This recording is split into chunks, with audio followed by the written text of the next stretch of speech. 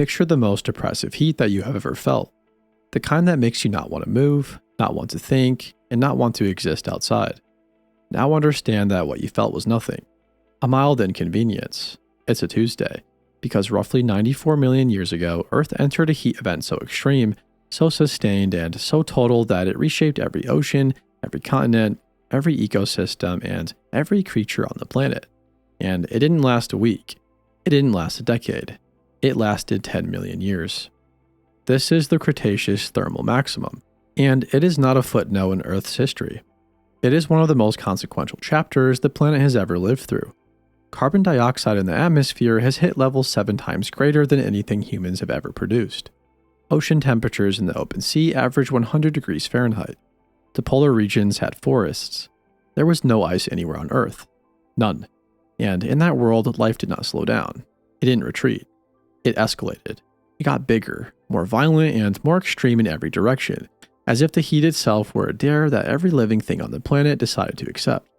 And what followed was unlike anything before or since. 10 million years of life being pushed past every limit that it had ever known, producing creatures so extreme they barely seem like they belong on the same planet we live on today. This is that story, and it is only just beginning. Before we meet the creatures, the world they lived in needs to make sense, because the Turonian Earth was not just a hotter version of today. It was a fundamentally different planet with a fundamentally different map. Sea levels during the peak of the Cretaceous Thermal Maximum were approximately 300 meters, nearly 1,000 feet, higher than they are right now, and what that means for the shape of the continents is almost impossible to overstate. North America as a coherent landmass essentially ceased to exist. A vast inland sea called the Western Interior Seaway split the continent completely in two, running from the Arctic all the way to the Gulf of Mexico. Warm, shallow, and teeming with life, it stretched hundreds of miles across and created an entirely new category of ecosystem that has no equivalent anywhere on Earth today. Europe was not a continent. It was a scattered chain of tropical islets. Africa, Asia, South America. All of them were carved up, flooded at the edges, and reshaped into versions of themselves that nobody would recognize. The planet's land masses looked like something generated by an algorithm that had never seen a real map. And every one of those new coastlines, every warm shallow sea, every flooded basin became an isolated evolutionary laboratory. Creatures cut off from their relatives, new pressures, new food sources, and new predators. The fractured geography of the Turonian did not just change where animals lived, it changed what they became. On land, the heat did something remarkable. More carbon dioxide meant more plant growth on a scale that is hard to conceptualize. Forests thickened. Vegetation spread into latitudes that today would be too cold or too dry to support it. And all of that plant matter sitting at the base of the food chain had a compounding effect that moved straight up to the very top. The sauropods had always been large, but during the Cretaceous Thermal Maximum, large stopped being enough of a word. The result of all of that heat, all the CO2 and all that vegetation, was the Argentinosaurus. 80 tons, 36 meters from nose to tail. The single largest animal that has ever walked on the surface of this planet. To stand next to one would not feel like standing next to an animal. It would feel like standing next to a building that had decided to go for a walk. A herd of these animals did not move through a landscape. They remade it. Every step, every feeding session, every migration route left a permanent mark on the terrain the way rivers leave marks on rock. They were not participants in their ecosystem. They were a geological force wearing skin. And of course, where you have animals that massive, evolution cannot resist the challenge. The Carcharodontosaurids of Argentina, Mosasaurs, Maracas, and others were among the largest predatory animals to ever exist. Multi-ton hunters with serrated teeth engineered for catastrophic tissue damage, potentially working in coordinated groups to bring down animals that outweighed them by tens of tons. Whether any of them ever successfully brought down a fully grown Argentinosaurus is a question the fossil record has left deliberately, frustratingly unanswered. But they tried. And the fact that they were built for exactly that task tells you everything about the scale of violence this world was operating at.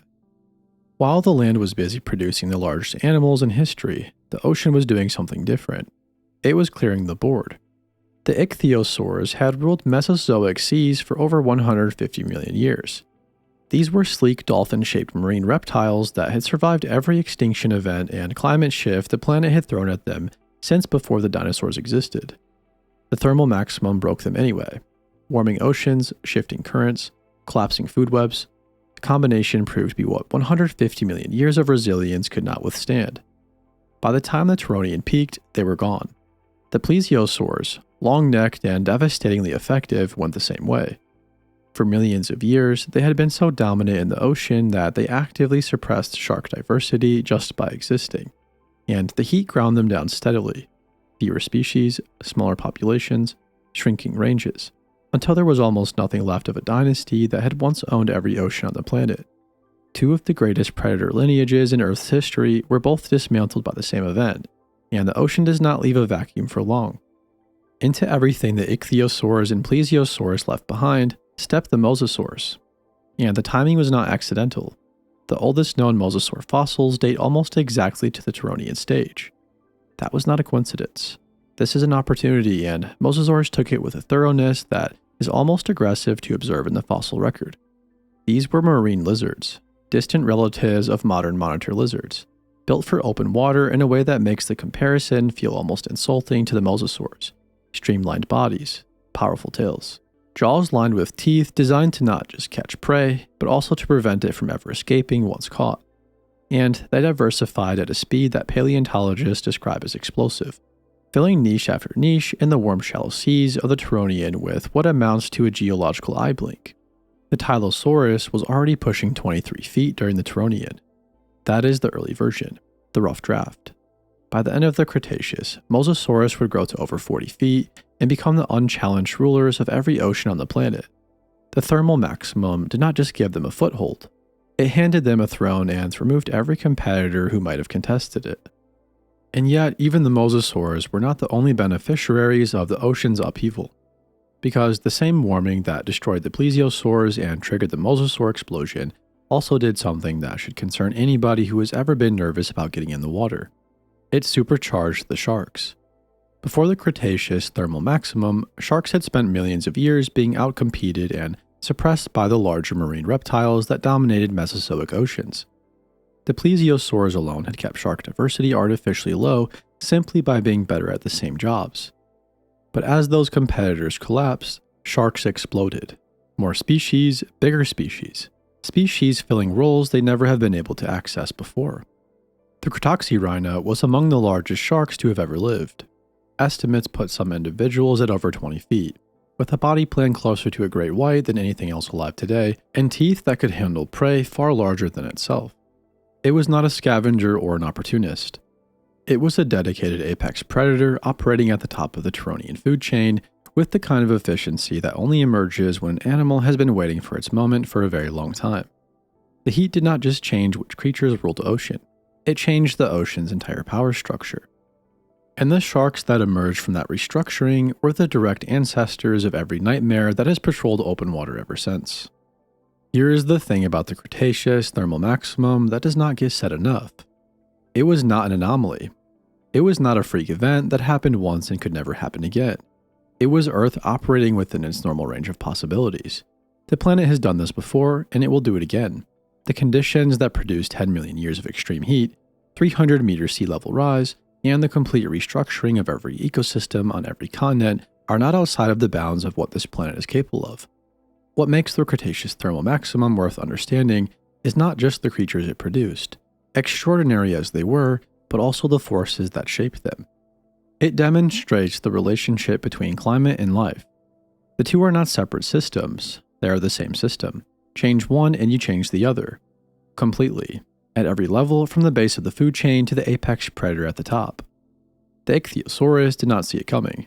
The Plesiosaurus could not adapt fast enough. The creatures that survived and thrived were the ones that happened, by chance or by design, to be built for the new world rather than the old one. That is not ancient history, that is a mechanism, and it has never stopped running.